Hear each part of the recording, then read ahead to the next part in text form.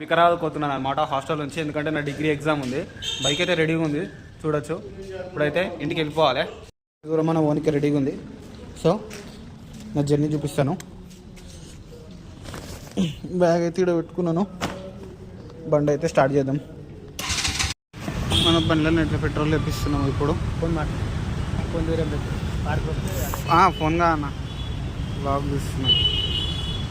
500 తెప్పిస్తున్నాం.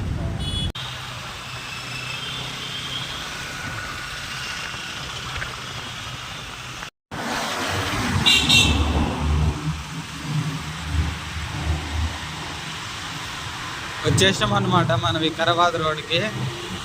Outer ring road వచ్చేసింది. అగో వికారాబాద్కి వచ్చేసినాం. వికారాబాద్